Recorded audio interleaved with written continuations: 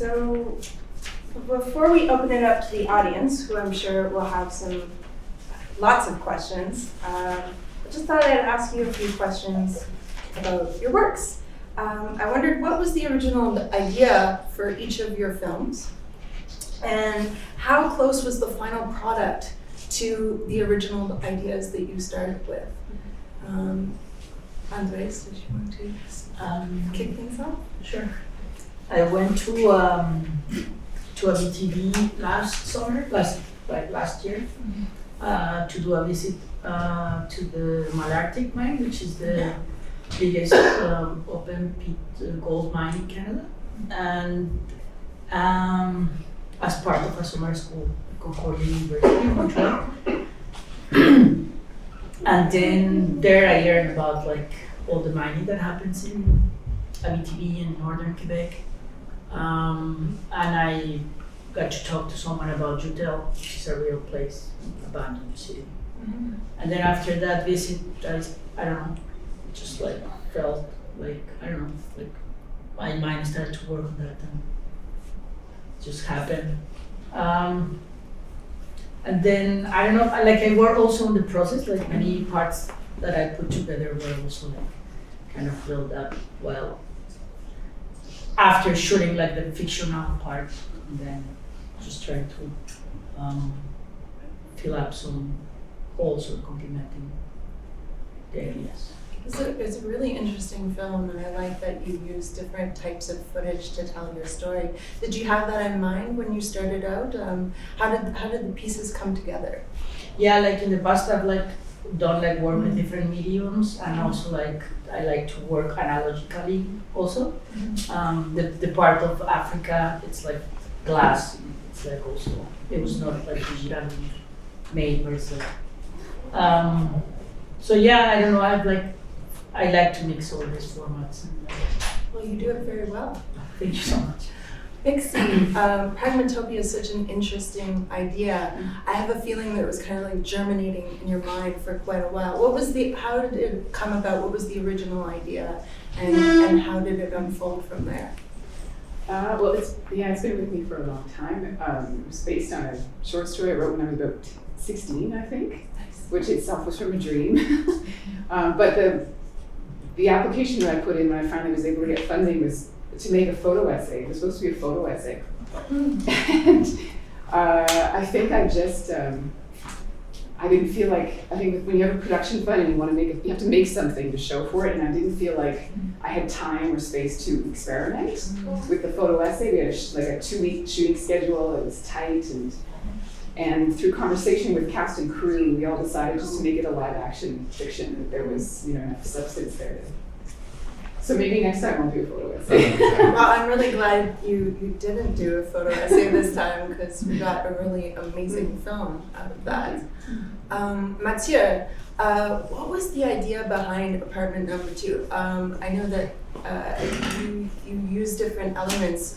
What were some of the things that you looked at, and what inspired you to create this film, and did it turn out the way that you expected it to?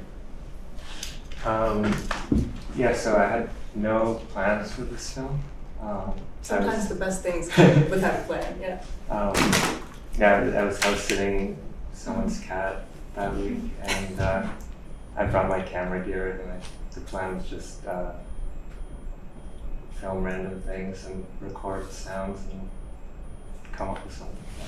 Well, it's really beautiful. Is that a way that you prefer to work spontaneously? Yeah, that was kind of the start of me working on it. Yeah. Nice. Well, thank you for sharing it with us. I wondered, as filmmakers, with these works or with other works that you've done, what is the research process that you carry out? So sometimes, or what are the things that you look at and think about when you're working on a film? Whether it's something that you create that day on the spot, or it's something that takes a while to do. Pixie, I know that you you mentioned the stories or recollections of a Hiroshima survivor in your film description. Could you tell us a bit more about that? Yeah. I think the main source of research was a book about Chernobyl, actually. It was a book called A Wormwood Forest, which is written by a Ukrainian-American botanist journalist who goes to the Ukraine and goes to Chernobyl and discovers that the wildlife, the animals, are actually thriving because there's no human cultivation, there's no hunting. So it was this interesting paradox of like, here's this contaminated area that humans aren't supposed to live in, and yet the wildlife are thriving. And there's a great documentary called The Babushkas of Chernobyl as well, which shows the people who refuse to leave their lands. And for the most part, I mean, I don't know if you would say that they're thriving. I think thyroid cancer was something that came for a lot of those people, but they're still, living there. So that was an inspiration to sort of just take the nuclear dystopian narrative that we've kind of grown up with and turn it on its head and say, well, maybe something else could actually come out of it. But I did also research a bit about Hiroshima and read this one account by a Canadian woman named Setsuko Thurlow, I believe, who's a major anti-nuclear activist, and was really inspired by her description of living through that bomb, and that's what inspired the monologue that I created for Zoë's character. Yeah, it's really, you can tell that there was a lot of thought that went into the creation, and all I like the way that you had, them going to someone's house and look at the pictures, and it's a really interesting idea of like wondering who are the people who lived here and what were their lives like, and then what could our lives be like going forward in this new world. Andrés, you mentioned Joutel, and there's some footage from Joutel in the film. There's also the footage from an African nation. Could you tell us a bit about the stories behind those footage and some of the research that went into the creation of We Might Have Been Heroes? When I started to think about the project, I was like first thinking about money and gold, and the sometimes the absurdity of these ideas, like extracting something out of the earth to put it in a safe, and then all the dynamics that could be like some of the dynamics that are behind that. So because Joutel was also copper mine, and I was thinking about copper, and then I just ran into an article about Akbogloshi, which is a real place in Ghana, and is the biggest e-dumpster in the world. So then I tried to connect these two places, which the connection was copper. So what happened was I started to do research and try to contact people in Ghana. And I ended up talking to a Mexican photographer that she went to Akbogloshi and took footage. And she was living in New York now. She's living in New York now, and I got in touch with her, and she gave me the footage, and then I worked it out. And then another friend did the music that is behind that part. Then I went to a BTV like 4 times already. I mean, there is really far away.